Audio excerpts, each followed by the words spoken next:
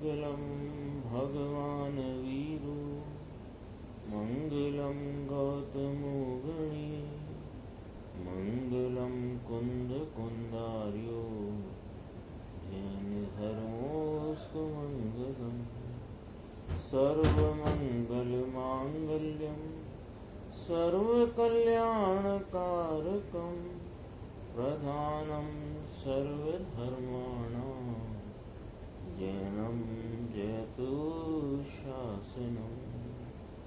मैं नमो तीर्थनायक को, नमो ओंकार वाणी को, नमो उन कुंद प्रभु को जिन्होंने ओंकार धारण की। अहो उपकार जिनवर का, कुंद का दिव्य वाणी का, जिन कुंद ध्वनि दाता उन कहान स्वामी का। सर्वव्यापीक चिद्रूप स्वरूपाय परात्मने सोपलब्धि प्रसिद्धाय ज्ञानानंदात्मने नमः।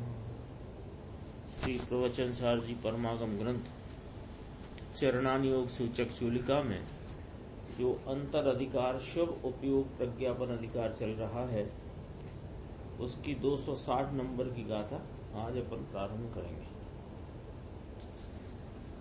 अशुभो उपयोग रहिता शोद्धव जुत्ता सोहोव जुत्ता वा नित्थारयन्ति लोगम तेषु पसत्थं लहदी भत्तो।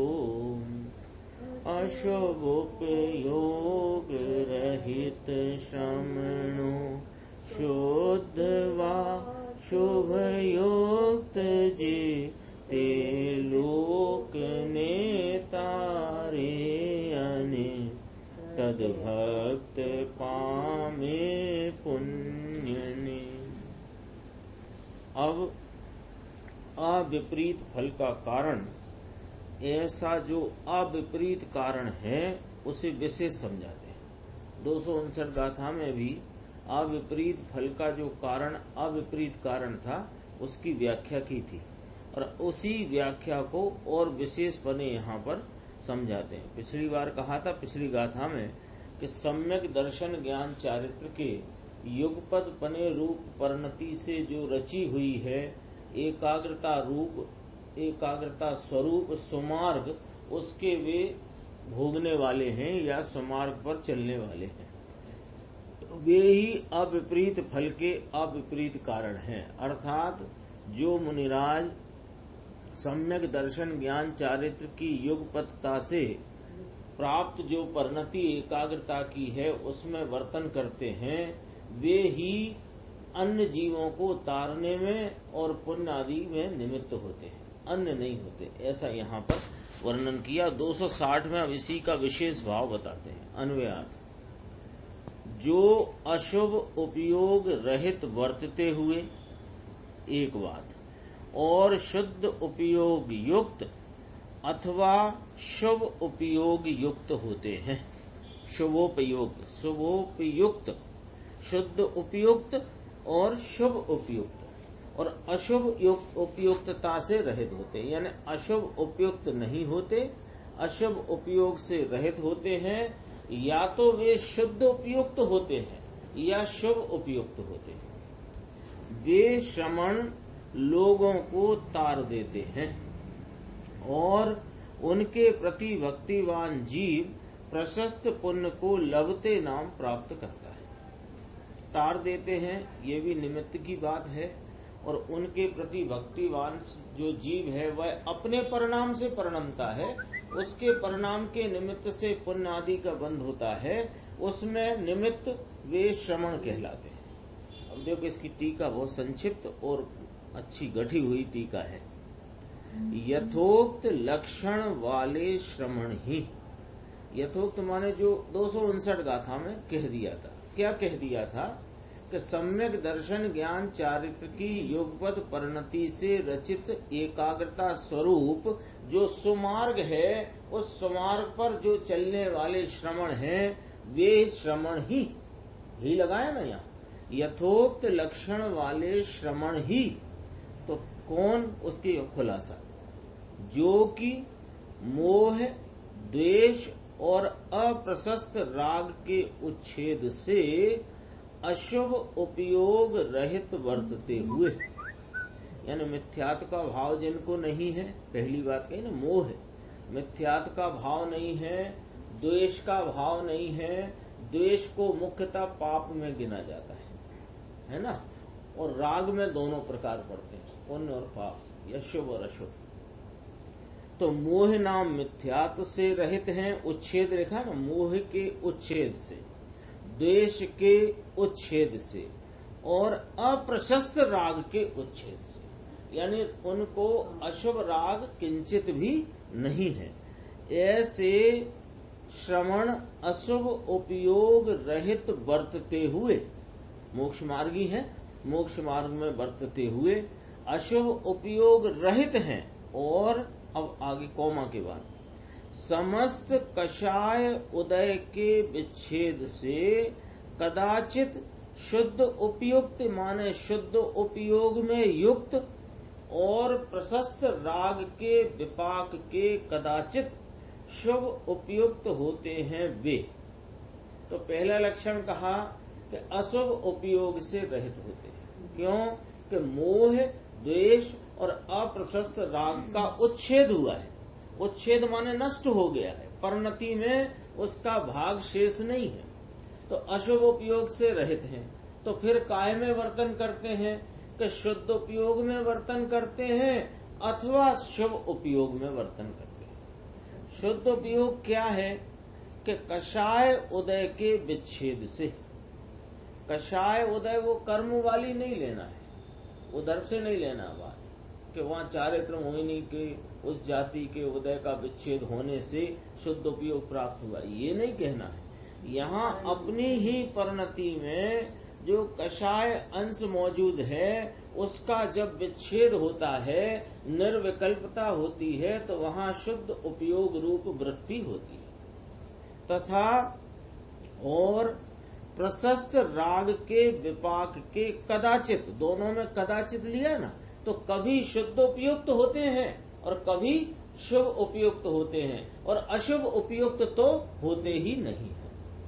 तो प्रशस्त राग के विपाक के, यहाँ भी कर्म का उदय नहीं लेना, यहाँ भी जीव की परिणति में जो कषाय अंश है उसमें जो प्रशस्त परिणमन है, वो प्रशस्त परिणमन के विपाक रूप भाव से कदाचित शुभ उपयुक्त होते हैं। वे स्वयं मोक्षायतन, मोक्ष के स्थान होने से, स्वयं मोक्ष के स्थान मोक्षायतन होने से लोक को तार देते हैं। लोक को तार देते हैं माने जो स्वयं अपने आत्म स्वरूप का अनुभव करके इस तरते हुए मार्ग में प्रवेश करते हैं, उनमें यही निमित्त होते हैं। ऐसे श्रमण जो अशुभ उपयोग रहित हैं, शुद्ध उपयुक्त अथवा शुभ उपयुक्त प्रवर्तन करते हैं, वे किसमें निमित्त होते हैं? कि लोगों के तारने में निमित्त होते हैं। और उनके प्रति भक्ति भाव से जिनके प्रशस्त भाव प्रवर्तता है।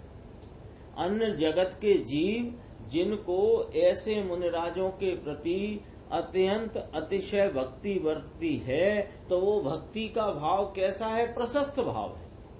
तो जिनके प्रशस्त भाव प्रवर्तता है, किनके निमित्त से? कि ऐसे मुनिराजों के प्रति भक्ति के कारण, तो वह निमित्त हुए। उसमें वे उस जीव को, जिसको प्रशस्त भाव प्रवर्तता है, ऐसे जीव को वे जीव पुण्य के भागी यानी पुण्यशाली होते हैं। तो तीन बातें आ गई इसमें। अशुभ उपयोग से रहित हैं, शुद्ध उपयुक्त हैं अथवा शुभ उपयुक्त हैं।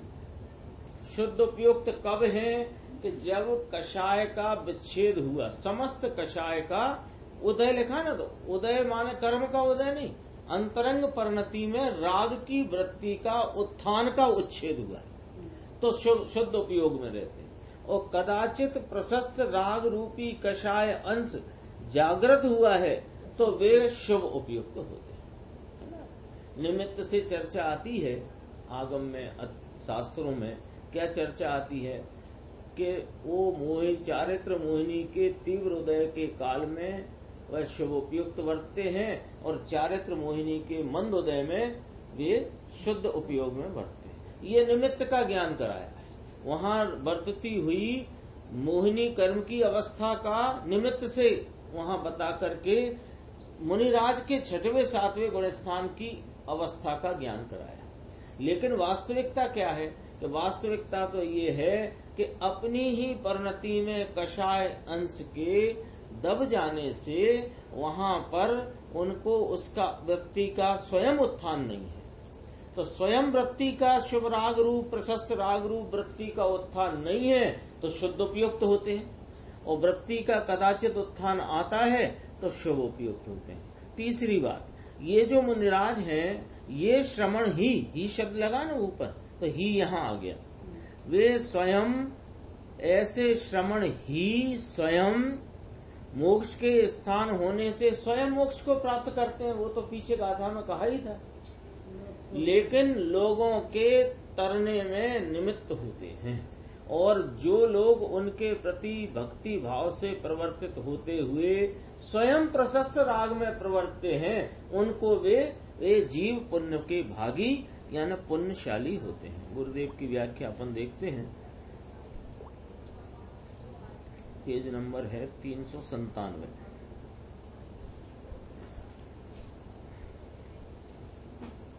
नीचे के 2 पैराग्राफ हैं। मुनि को आत्मदर्शन विशेष है, विशेष शब्द लिखा है ब्रैकेट में, मिला 397 पेज मिल गया ना। नीचे के 2 पैराग्राफ मतलब लगभग बीच में है। मुनि को आत्मदर्शन विशेष है, सम्यक दर्शन तो निर्विकल्प अनुभव की प्रतीति तो 4थे गुण स्थान में भी होती है, और 5वें में निर्विकल्प अनुभव की प्रतीति उपरांत शांति के रस का अंश विशेष बढ़ गया है, कारण कि द्रव्य का विशेष आश्रय लिया है। तीनों बातें स्पष्ट करेंगे। मुनि की बात करना है पर क्रम बताते हैं क्या हुआ। सम्यक दर्शन नाम निर्विकल्प स्वरूप अनुभव की प्रतीति, अनुभव पूर्वक वह जो अपने स्वरूप के अखंड ज्ञायक की प्रतीति तो 4थे गुण स्थान में, उसके उपरांत निर्विकल्प अनुभव की प्रतीति के उपरांत जब अंतरंग में द्रव्य स्वभाव का विशेष आश्रय लिया होने से शांति के रस का अंश विशेष बढ़ गया है, वो 5वां गुण स्थान है। यानी ये समझना कि किसी को सम्यक दर्शन हुआ और सम्यक दर्शन होने के उपरांत उसने व्रत आदि धारण किए इसलिए 5वां गुण स्थान है कि नहीं, ऐसी कोई विवक्षा नहीं है। क्या विवक्षा है कि स्वरूप की निर्विकल्प अनुभूति, आप रूप अपने स्वरूप की प्रतीति, अनुभव स्वयं संवेदन स्वयं संचेतन के बाद जब द्रव्य स्वभाव का आश्रय विशेष लिया तो उस द्रव्य स्वभाव के विशेष आश्रय से अंतरंग वीतरागता बढ़ी और 2 कषाय चौकड़ी का अभाव अंतरंग परिणति में हुआ, तब वह 5वां गुण स्थान शांति के रस का अंश विशेष बढ़ गया है। तो ऐसी अवस्था में सहज व्रत के विकल्प होते हैं। जो व्रत के विकल्प होते हैं वे 2 कषाय के सद्भाव में होते हैं, और जो वीतरागता है वो 2 कषाय के अभाव में होती है। तो गुण स्थान कैसे चलता है?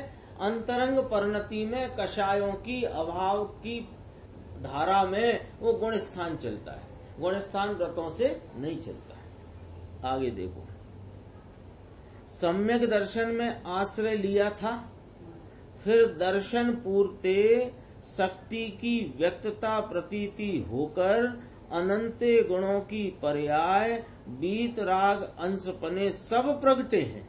5वें गुण स्थान की बात समझाए से कहीं पांचवे में विशेष अंश प्रगटा है। किसका? शांति, वीतरागता, आनंद, अरे अनंत गुणों की निर्मलता का, वीतरागता का। मुनि ने द्रव्य का आश्रय उग्रपने लिया, पांचवे में तो विशेष अंश प्रगटा है। और मुनि दशा कब हुई कि जब उस द्रव्य स्वभाव का विशेष उग्र आश्रय लिया।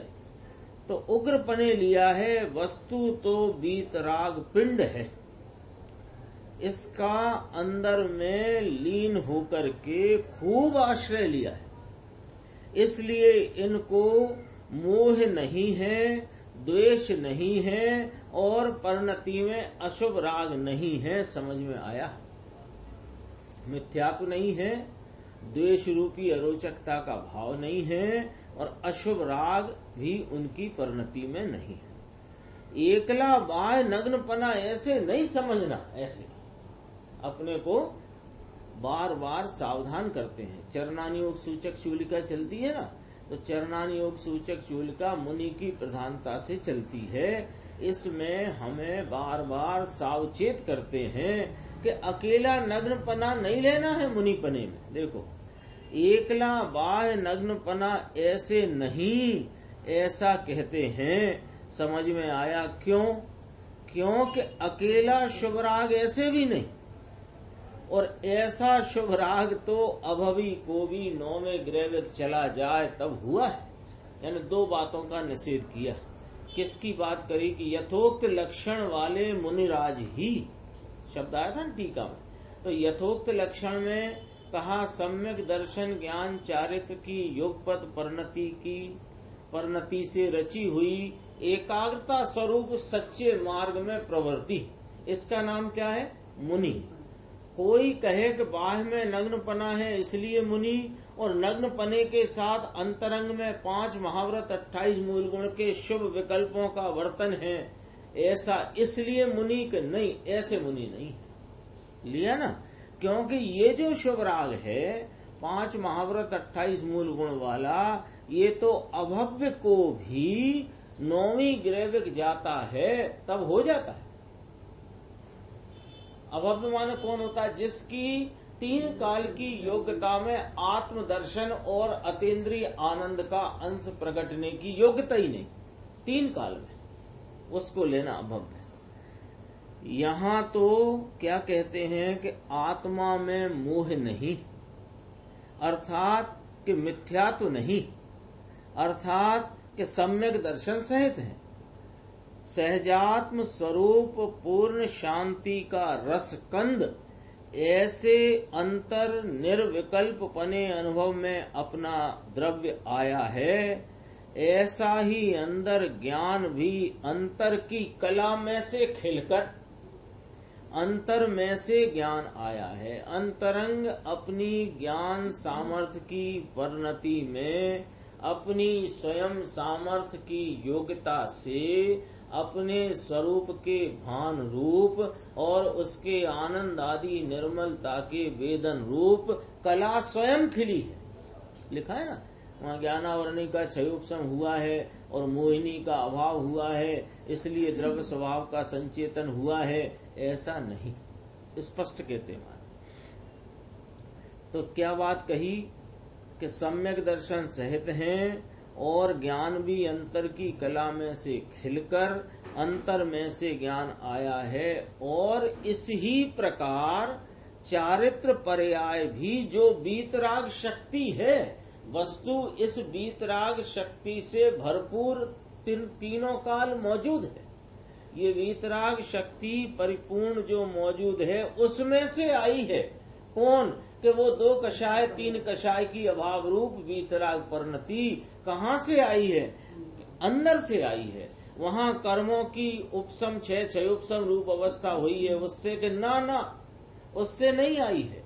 जैसे करंट जो आता है वो जनरेटर में से आता है, मीटर में दिखाई देता है, मीटर में से नहीं आता है। ऐसे समझ में आया? इसका नाम मुनिपना है। जैन दर्शन के वस्तु का स्वरूप ही ऐसा है। कहो भाई, वस्तु का स्वरूप ऐसा है।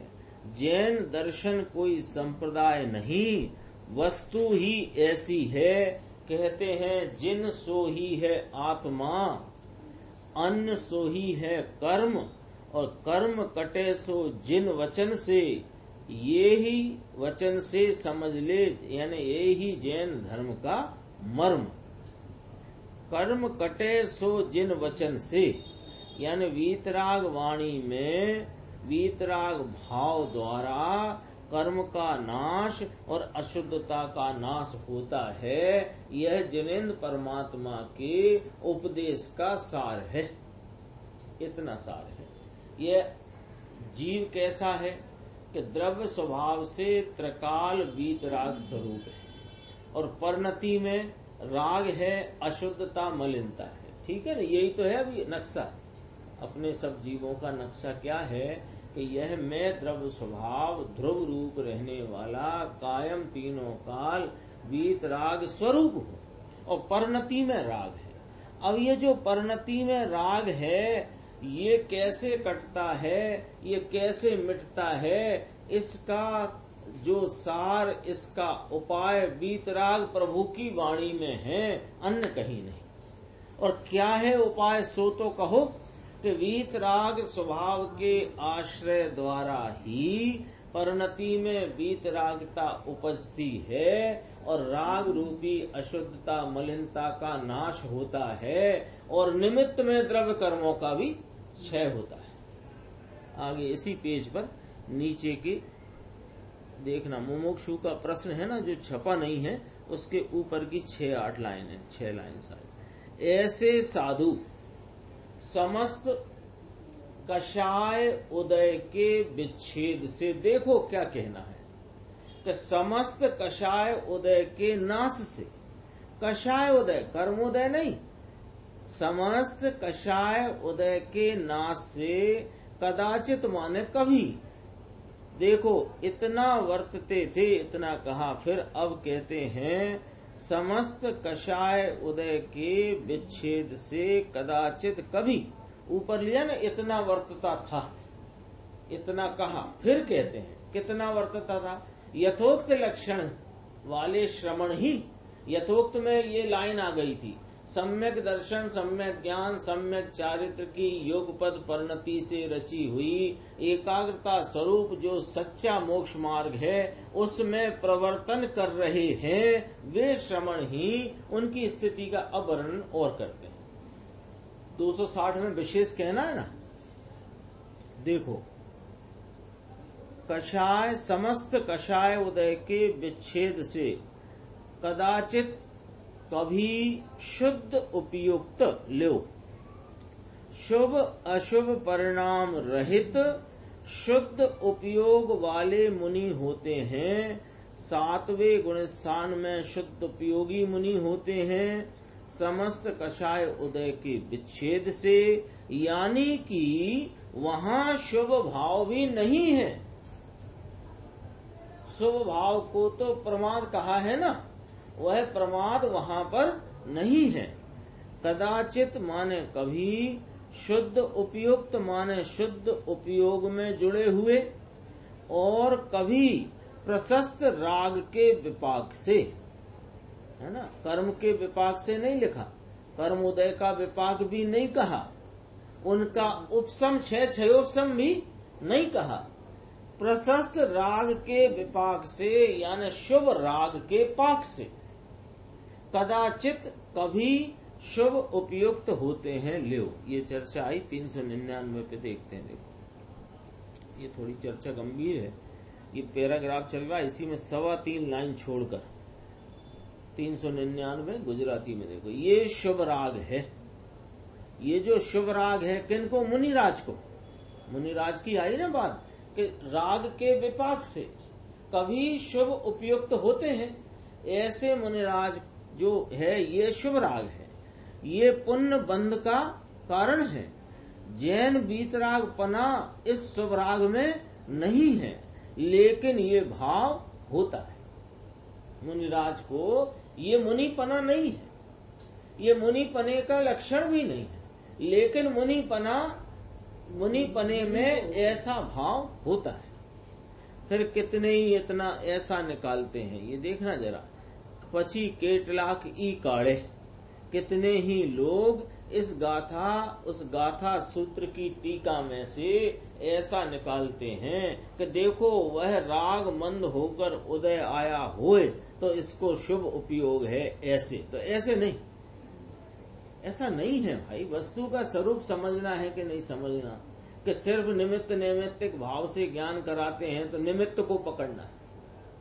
निमित्त नैमित्तिक भाव से जो ज्ञान कराया जाता है वहां उपादान पकड़ना है कि निमित्त पकड़ना है। तो क्या करता है ये ऐसा अर्थ निकालता है, देखो साहब वहां चारित्र मोहिनी का इस प्रकार का उदय आया तो यहाँ मुनिराज को शुभराग हुआ, और चारित्र मोहिनी का उदय उपशम हुआ या मंदा पड़ा तो इसको शुद्ध उपयोग हो गया। ऐसा नहीं है। देखो यहाँ क्या कहा है, टीकाकार आचार्य ने अपनी जो भाषा है, जो स्वपर पदार्थों को कहने की शक्ति वाली जो भाषा है, उसमें किस प्रकार कथन किया है वो देखिए। यहाँ तो ऐसा प्रशस्त राग का विपाक ही अपने में है, वो मुनिराज की परिणति में है। तीव्र उदय होए तो ऐसा होए और मंद उदय होए तो ऐसा होए, ऐसा नहीं है। लो आ गई बात, स्पष्ट हुई कि नहीं। ये अपने जो समझ है ना, अपनी समझ में छोटे छोटे तंतु कहीं ना कहीं निमित्त आदि की व्यवस्था जो बताई है उसमें इस प्रकार उलझ गए हैं कि हम उसको वास्तविकता समझ बैठे हैं। तो अभी अपने को इस स्वाध्याय से क्या लाभ उठाना है कि वो जो छोटी छोटी अपने तंतु गलत उलझे पड़े हैं वो सुलझने चाहिए। कि वो चारित्र मोहिनी का तीव्र उदय हो तो छठवा गुण स्थान और मंद उदय हो तो सातवां गुण स्थान, ये बात समझने के लिए समझ ली। लेकिन यह यहाँ ये समझना चाहिए कि वह तो आपकी परिणति में उपजता राग है तो छठा गुण स्थान है, और उस राग का भी उच्छेद हुआ है तो शुद्ध उपयोग वाला सातवां गुण स्थान। समझाणु काई उसमें कहा ना, क्या कहते हैं ज्ञानार्णव में, तीव्र होए तो छठवा और मंद उदय होए तो सातवां, ऐसा नहीं है।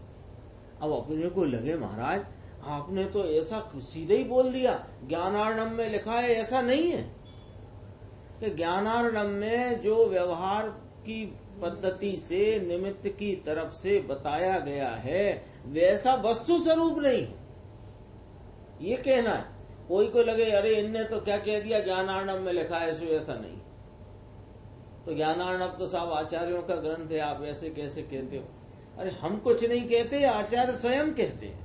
क्या कहते हैं कि वहां पर व्यवहार की शैली से, उपचार वाली शैली से निमित्त पर नैमित्तिक का उपचार किया तो वह वहां पर उस निमित्त का ज्ञान कराया है। लेकिन क्या वस्तु स्वरूप ऐसा है? नहीं है ना, वस्तु स्वरूप ऐसा नहीं है। तो इसलिए कहते हैं ज्ञानार्णव में कहा है तीव्र होए तो छठवा और मंद उदय होए तो सातवां, ऐसा नहीं है। वहां ऐसा कहा है कि उस टाइम पर छठवे में इनको अपना शुभ का पुरुषार्थ है और सातवें में शुभ का नहीं है, किंतु द्रव्य स्वभाव का उग्र आलम्बन है, यानी शुद्ध का उग्र है, इसलिए सातवां है। उस टाइम पर चारित्र मोहिनी के उदय की, उपशम आदि की इस प्रकार की स्थिति है, ये बताया है। सू बली फेर पड़ो आमा, कितना फर्क पड़ गया इसमें।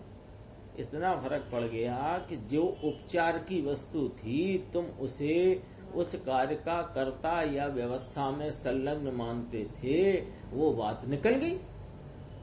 इसी पेज पर नीचे देखना 3 लाइन। यहाँ कहते हैं ये स्वयं मुनिराज स्वयं मोक्षायतन, मोक्ष का स्थान होने से लोगों को तारते हैं, तारने वाले हैं। ये चरणानुयोग का कथन कि वे श्रमण अपने एकाग्रता स्वरूप सुमार्गशाली श्रमण जब शुभ उपयुक्त भी होते हैं, शुद्ध उपयुक्त भी होते हैं, वे ऐसे मुनिराज स्वयं मोक्ष का स्थान है। तो स्वयं मोक्षायतन होने से लोगों को तारते हैं, यह तो चरणान योग का कथन है ना, इसके निमित्त पने का कथन है कि अर्थात लोक को तारते हैं। समझाणु काई माने जिस रीति से कहा उस रीति से समझ आया कि नहीं आया, यूं कहते हैं। ये लोक को तारते हैं, लोक को तारते हैं अर्थात तरने वाले को उनका निमित्त पना होता है। तरने वाले को अज्ञानी का निमित्त नहीं होता है, ऐसा सिद्ध करते हैं। समझ में आया? शास्त्र के अर्थ करने में भी भूल करता है और फिर समझता ये है कि हम शास्त्र प्रमाण में अर्थ करते हैं।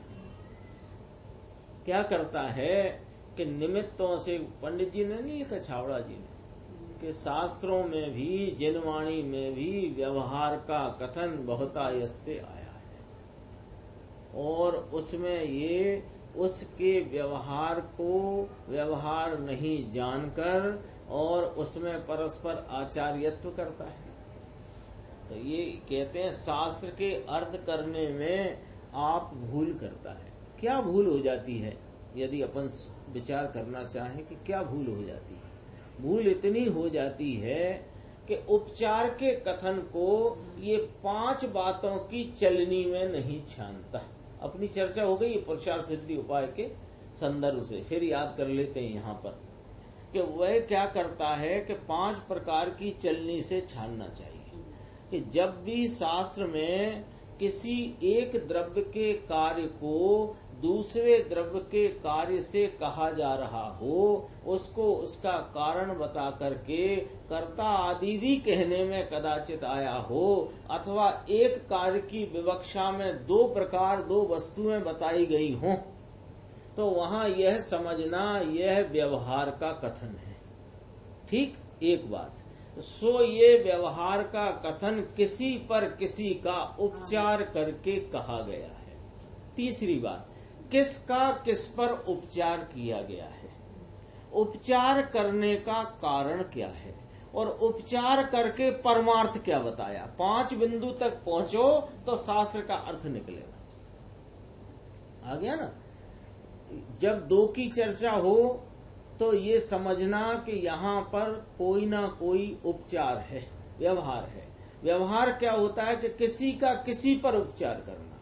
उपचार करने किस पर किसका उपचार है ये जानना, और उपचार करने का कारण क्या सो वो जानना, और उपचार करके परमार्थ क्या कहा वो जानना। तब आपने उस शास्त्र में कथन किए हुई व्यवहार शैली में परमार्थ वस्तु स्वरूप क्या है वहां तक पहुंचते हैं। आगे 401 नंबर पेज है, थोड़ा सा विषय है, देखो ऊपर की 3 लाइन छोड़ के देखना, ये शुरू से ही देख लो। तारते हैं ये तो बराबर कहा था ना, लोगों को तारते हैं, ये तो निमित्त हुआ। तरने वाला है ये तो स्वयं से ही तरता है। इसलिए तरने के आयतन वाले तो ये हैं, लेकिन तरने के आयतन वाले को तरने वाला ये जीव है। तो ये साधु श्रमण वे निमित्त होते हैं, इसलिए वे तारते हैं, ऐसा कहने में आता है। समझाणु काई जैसेनाचार्य की टीका में तो लिया, देखो, भव्यवर पुंडरीका प्रशस्त फलभूतम स्वर्गम लभते परम्परया मोक्षम चेति भावार्थ। टीका में है, समझ में आया न? भव्यवर पुंडरीका, जो भव्य जीव हैं वे प्रशस्त फलभूत द्वारा स्वर्ग को प्राप्त करते हैं और परंपरा से भी मोक्ष की प्राप्ति होती है। इस ये यहाँ का भावार्थ है। नीचे और देखना थोड़ा सा है, अच्छा। भगवान आत्मा पूर्णानंद का नाथ प्रभु, स्वभाव का सागर, इसमें जिसने अंदर में रमत मांडी है। रमत मांडी है माने उसमें ही रमने का कार्य चल रहा है। फिर शुद्ध उपयोगी हो कि शुभ उपयोग वाला हो, यानी जिसने सम्यक दर्शन ज्ञान चारित्र की युगपत परिणति के द्वारा प्राप्त जो उसे हुई है, एकाग्रता स्वरूप जो उस एकाग्रता स्वरूप वृत्ति में परिणमित हैं जो मुनिराज, वे चाहे शुद्ध उपयोगी हों अथवा के शुभ उपयोग वाले हों। अशुभ उपयोग तो है नहीं।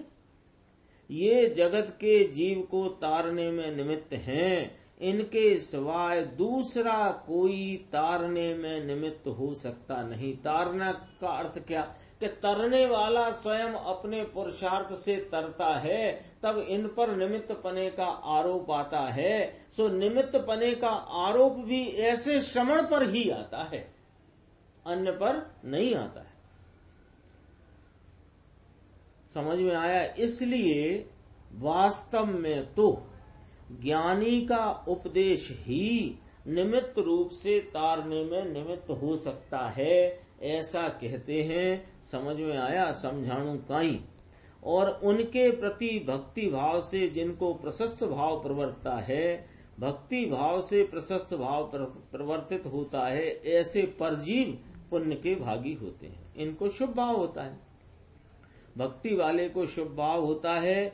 और तरने में निमित्त तो कहा, सो निमित्त कहा, लेकिन वह तरने वाला जो पर है उसको ये पुण्य के कारण भी होते हैं और तरने के कारण भी होते हैं। इतनी अपेक्षा लेकर ये कहा है, पुण्यशाली पुण्य को भोगने वाला पुण्य का भाजन। ये तो आयतन आया था ना, पिछली गाथा में आ गया था कि पुण्य और मोक्ष की, स्व और पर को मोक्ष और पुण्य की प्राप्ति होती है। ये अपनी 260 की चर्चा हो गई पूरी। 261 नंबर की गाथा अपन देखते हैं। ये अंतिम गाथाएं हैं ग्रंथ की। 275 तक है प्रवचन सार, उसमें ये अंत की गाथाएं चलती हैं। देखो 261।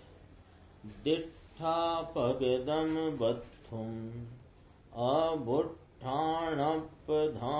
किरियाहिम पट्टदु तदो गुणादो विशेषिदभूति उपदेशो कृतवस्तु देखियाभ्युत्थान आदि क्रिया थकी वर्तो श्रमण पछिवर्तनीय गुणानुसार विशेष थी। गजब का यहाँ पर आचार्य भगवान बात कहते हैं। अब इसकी उत्थानी का देखना। अब अविपरीत फल का कारण, ऐसा जो अविपरीत कारण, 259 में अविपरीत फल का कारण, जो अविपरीत कारण श्रवण कहे, उनकी ही 260 गाथा में विशेष और विवेचना की।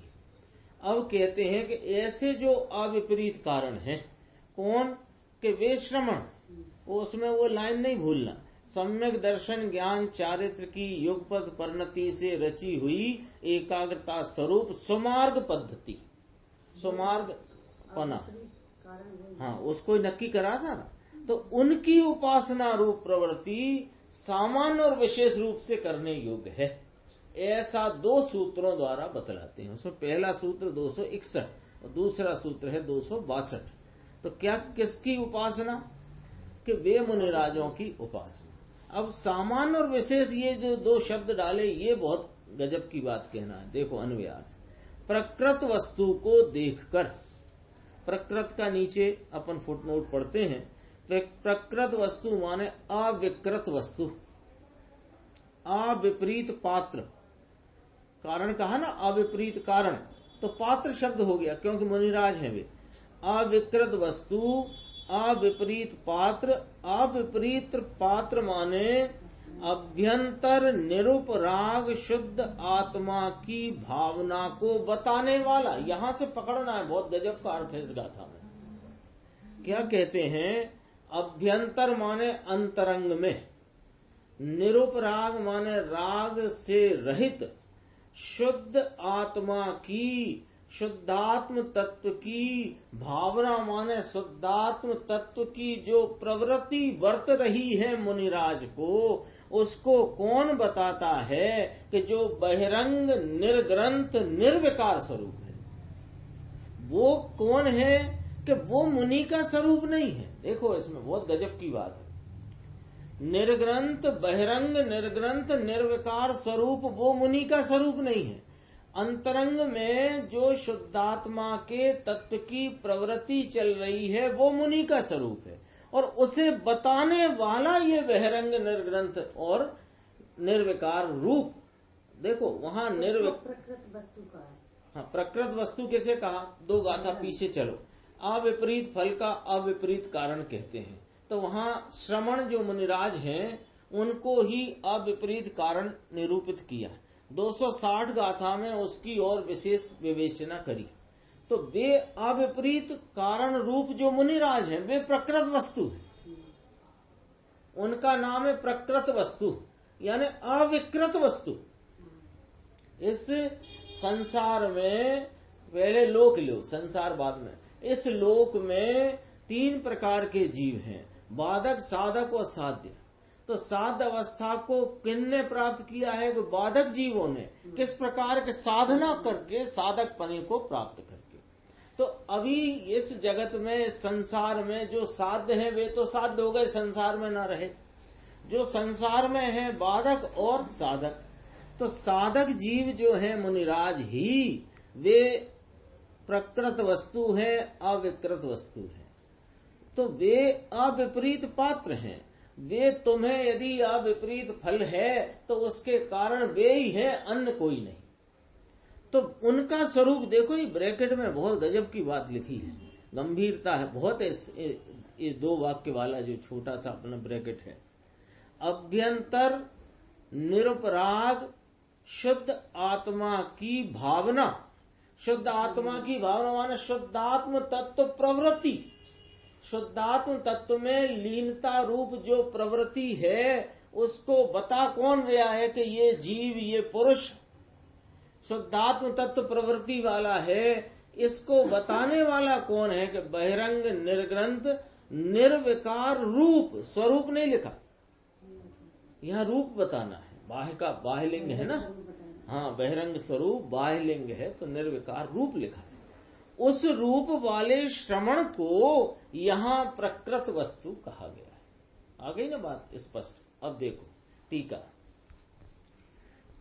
नहीं, अपन कहाँ थे अभी? तो अन्वयार्थ थे। प्रकृत वस्तु को देखकर, दृष्टवा देखकर, प्रथम तो अभ्युत्थान आदि क्रियाओं से श्रमण बरतो। श्रमण से ही कह रहे हैं, मुनि से मुनि की बात कही जा रही है।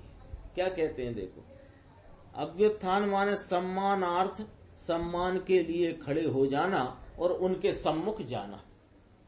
तो पहले तो भाई ये जो बहिरंग निर्ग्रंथ निर्विकार रूप है, ये देखते ही पहले तो अभ्युत्थान रूप उनके सम्मान में खड़े होना और उनके समक्ष जाना, इतना करना। तो ऐसे श्रवण बरतो। फिर ततः माने फिर गुणानुसार विशेषितव्या भेद करना, ऐसा उपदेश है। फिर उनके गुणों का विशेष जान करके फिर अपनी प्रवृत्ति निर्धारित करना। ये बहुत चर्चा इसमें अच्छी आई है। देखो, श्रमणों की आत्म विशुद्धि की हेतुभूत प्रकृत वस्तु नाम श्रमण। जो मुनिराज हैं, वो मुनिराज के आत्म विशुद्धि का निमित्त कौन है? कि वे मुनिराज। श्रमण ही, मुनिराज ही उनकी आत्म विशुद्धि के निमित्त भूत हैं। लौकिक जन गृहस्थ है ना, वे उनके आत्म विशुद्धि के निमित्त नहीं है। उनसे तो उनको बचने का ही परिणाम अंतरंग में रहता है। तो मुनिराजों के आत्म विशुद्धि के निमित्त भूत जो प्रकृत वस्तु नाम मुनिराज हैं, उनके प्रति उनके योग्य माने श्रवण के योग क्रिया रूप प्रवृत्ति से। श्रवण के योग क्रिया रूप क्या है? अभ्युत्थान, विनीत पना आया नहीं था, अभ्युत्थान और उनकी वंदना, उनका वंदन करना, ये सब मुनि के योग क्रिया रूप प्रवृत्ति। इसमें गुण अतिशयता का आरोपण करने का निषेध नहीं है। इसके भावार्थ में बहुत अच्छी बात भरी है। यानी क्या कहा कि इस प्रकार की अभ्युत्थान रूपी क्रिया उनके सम्मुख जाने का निषेध नहीं है, पहले ये कहा। लेकिन अपन ने इसमें क्या पढ़ा था अन्वयार्थ में, पछी फिर गुणानुसार भेद करना, ऐसा उपदेश है। उसकी चर्चा भावार्थ में है। देखो सरल भाषा है, यदि कोई श्रमण अन्य श्रमण को देखे तो प्रथम ही मानो वे अन्य श्रमण गुण अतिशयवान हों, इस प्रकार उनके प्रति अभ्युत्थान आदि व्यवहार करना चाहिए। यानी कोई श्रमण है, वे कौन है श्रमण? आत्म आराधक है। और आत्म आराधना किस प्रकार चलती है कि आत्मशुद्धि पूर्वक। तो आत्मशुद्धि के निमित्त भूत ऐसे श्रमण कोई दिखाई दे तो पहले तो अंदर ऐसी ही भक्ति भाव जागृत होता है कि यह तो गुणों में अतिशय रूप है। तो ऐसा उनके प्रति भाव जागृत होने से उनके प्रति अभ्युत्थान आदि सम्मान में खड़े होना, उनके समक्ष जाने का व्यवहार उनको करना चाहिए, माने होता है। फिर उनका परिचय होने के बाद उनके गुणानुसार वर्ताव करना चाहिए। यदि वे गुणों में अधिक हैं तो सम्मान अधिक करना चाहिए, गुणों में समान हैं तो समानता का व्यवहार करना चाहिए, गुणों में हीन हैं, मिथ्या दृष्टि आदि हैं, अज्ञानी हैं, तो फिर उनका उस प्रकार का कोई सम्मान वम्मान नहीं किया जाता। ये चर्चा अपन गुरुदेव के व्याख्यान में देखते हैं।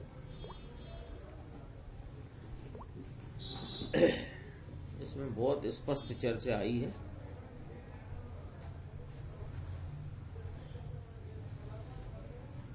चार 404 पेज है, ऊपर की करीब 10 लाइन छोड़ के देखो। प्रकृत वस्तु अर्थात अविकृत वस्तु, अविपरीत पात्र।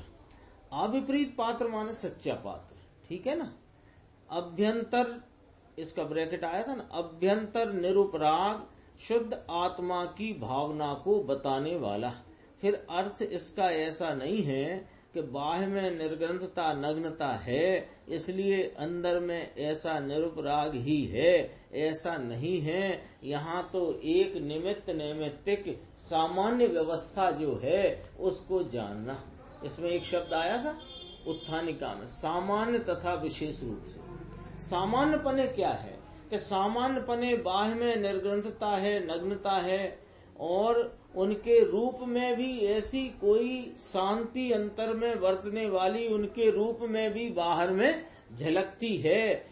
ऐसा वह बाहर में अंतरंग की शुद्धता को बताने वाला जो रूप है, ये रूप जान करके अभ्युत्थान आदि करना, उनके सम्मान में खड़े होना। लेकिन ये बात भी ख्याल में रखना कि बाह्य में ऐसी नग्नता आदि है इसलिए अंदर में ये निरुपराग ही है, ऐसा नहीं है। ये तो सामान्य पने, निमित्त नैमित्तिक पना इस प्रकार का देखा जाता है कि अंतरंग में शुद्ध आत्म प्रवृत्ति वर्तती हो, तीन कषाय की अभाव रूप वीतराग परिणति हो, तो बाह्य में इस प्रकार का रूप दिखाई देता है। देखो यहाँ तो निमित्त ऐसा होता है, तो निमित्त ऐसा होता है बाह्य शरीर आदि की वृत्ति क्रिया चलने फिरने बोलने में ऐसा दिखाते हैं, ऐसा कहने में आता है। भारी बात है समझाणु काई। फिर कहते हैं जिसको अंतर वीतरागता मुनि योग प्रगटी है, इसकी दशा भी निर्ग्रंथ होती है, अत्यंत नग्न दशा। अब जरा रूप देखना, बाहर का रूप भी कैसा होता है वो जरा बताते हैं। अत्यंत नग्न दशा कैसी कि जैसे बालक होए ऐसी जिसकी दशा होए निर्विकार। बालक होता है ना, छोटा बालक, उसके चेहरे पर कोई छल मायाचारी आदि इत्यादि प्रकार के भाव सामान्यतः दिखाई नहीं देते। तो ऐसे बालक जैसी दशा होए निर्विकार। दूसरी बात, शरीर के अवयव में भी मानो शांत रस के ढाले में जाने के ढल गए हों। शरीर के अवयवों की भी वृत्ति ऐसी ही होती है। समझ में आया? ऐसी वस्तु प्रकृत वस्तु कहने में आती है। बाह्य के रूप में भी एकदम ऐसा ख्याल में आता है। ऐसा नहीं है कि नग्नता देखी तो नग्नता भी कैसी कि बालक जैसा निर्विकार तो उनका चेहरे की सौम्यता है और शरीर के अवयव चाल ढाल भी एकदम ऐसी है कि जैसे शांति के ढाले में ढले हुए हों। इसको प्रकृत वस्तु या अविकृत वस्तु कहना। अब देखो, उस प्रकृत वस्तु को देखकर प्रथम तो अभ्युत्थान है ना, नीचे मानार्थ सम्मान के लिए खड़े हो जाना और सामने जाना, यानी जिनको अंतर वीतराग दशा शुद्ध परिणति प्रगति है और बाह्य में अत्यंत नग्न दशा है, दोनों का यहाँ भान है। निमित्त निमित्त की व्यवस्था इस प्रकार है, ऐसा भान है। पहले अजान्या साधु आए, नहीं जानते। गुरुदेव कहते हैं ये तो हजारों हजार साधु होते थे तब की बात है। तब कोई अजान्या साधु आए एकदम तो खबर ना होए तो पहले इसके बाह्य का निर्ग्रंथपना देखकर अंतर में इसके गुण अतिशयता होगी, ऐसा होगा, ऐसा करके इसका आदर करना, मान सम्मान में खड़े हो जाना, सामने जाना, अभ्युत्थान। नीचे लिखा मुनि की बात है। मुनि की बात है। बात तो ऐसी है ना भाई। आगे देखते हैं थोड़ा सा। पेज नंबर है 406। ये तो यथार्थ में होए तब, फेर फार होए तो छोड़ दे। आ गई बात। अभी अपन ने क्या बात पढ़ी थी कि सामान्य पने तो उनके सम्मान अभ्युत्थान रूप क्रिया करना, सम्मान में खड़े होना, सामने जाना, फिर विशेष परिचय करना। अब विशेष परिचय करने की चर्चा आई। ये तो यथार्थ में होए, अंतरंग में शुद्धात्म तत्व प्रवृत्ति यथार्थ वर्तती होए और बाहर में रूप भी उसी ढाले में ढला हुआ दिखाई देता है। अब उसके विशेष परिचय करना। अब विशेष परिचय होता ना, परिचय तो होगा कि नहीं होगा? परिचय अकेले नाम पते का नहीं, सब परिचय करते हैं। हाँ, तत्व आदि की बात भी करके परिचय करते हैं और फेर फार हो तो छोड़ दे।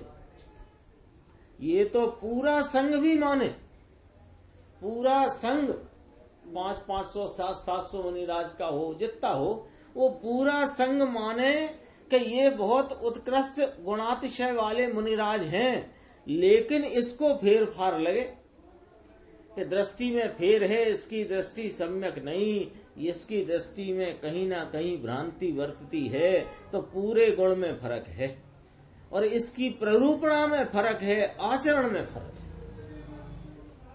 जो आचरण चाहिए वैसा आचरण नहीं तो छोड़ दे। पूरा संघ भी कबूल करे, पक्ष होता है ना। ये तो कहाँ वहाँ कषाय वाला था कि पक्षपात वाला था। कोई ने कहा द्रवलिंगी था, ये भले हो, ये तो जनाते हैं ना। वहाँ कोई सब भावलिंगी नहीं होते, वो संघ में आते हैं। कोई द्रवलिंगी होए तो भी ज्ञानी को तो ख्याल में आ जाता है, ऐसा कहते हैं। मुनि को ख्याल में आ जाता है। मुनिराज हैं, स्वयं शुद्धात्म तत्व प्रवृत्ति में वर्तते हैं, अपने आत्मा की वीतराग दशा में परिणमन जिनका चल रहा है, वे सहज ही पहचान लेते हैं। आचरण से, वृत्ति से, प्ररूपणा से और बाहर के ढाले से, ढाला मतलब उनकी गमन आदि क्रियाओं से भी पता लग जाता है। देखो, मुनि को तो ख्याल में आ जाता है, परिचय में करे तो अंदर भाव क्या चलता है, इसके अंतरंग की मान्यता क्या है, ये वस्तु स्वरूप को बराबर यथार्थ प्रतीति है कि नहीं है, ऐसा ख्याल आ जाता है। उसको देखो, अरे चौथे वाले को भी ख्याल में आ जाता है, लेकिन बाह्य क्रिया में एकदम सरखी चौकी क्रिया हो। सरखी चौकी माने जैसी आगम में कही वैसी स्पष्ट क्रिया होए, इसकी भूमिका प्रमाण में बराबर चौखी क्रिया होए और बाहर में स्वयं से भी ये जात में अधिक होए। भले ये भव में भटकता हो। धनवान का दृष्टांत दिया, कोई धनवान है और दूसरे धनवान बहुत हों और दूसरे उससे बड़े भी हों और धनवान कम होए लेकिन कुल में बड़े हों, ऐसे भी होते हैं ना। लौकिक बात है दृष्टांत की।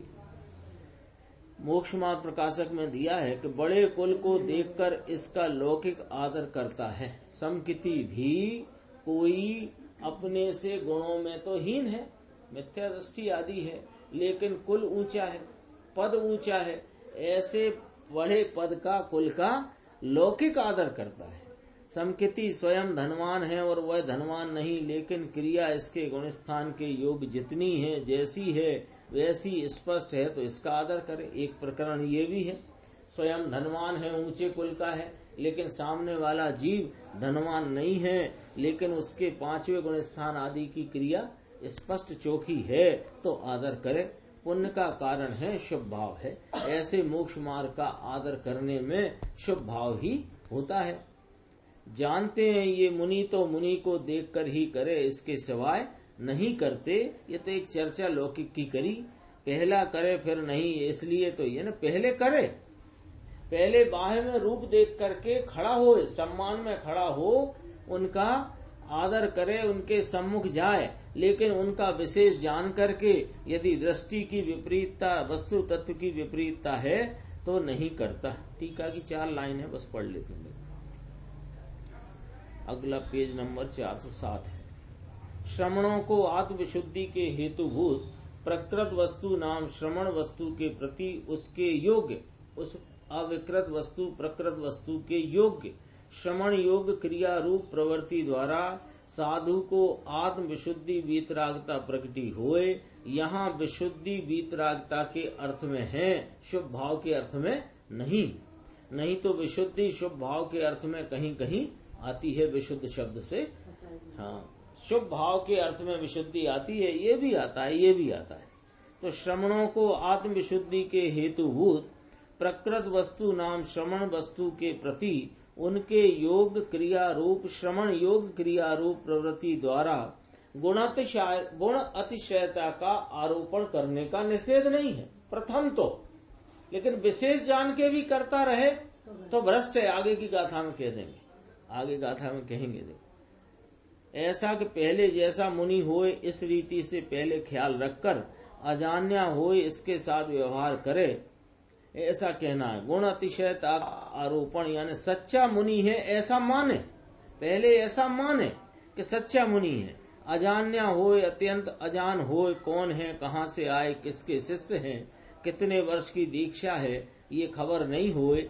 हजारों संत थे, काल ऐसा ऊंचा था, तो गुण अतिशयता का आरोपण करने का निषेध नहीं है। इसका अर्थ ये है, विशेष का अर्थ किया, पहले सामान्य पने का अर्थ किया, सामान्य पने गुण अतिशयता का निषेध नहीं, फिर विशेष समझ लेना। इसमें आगे चर्चा और आएगी, अगली गाथा में पढ़ लेना।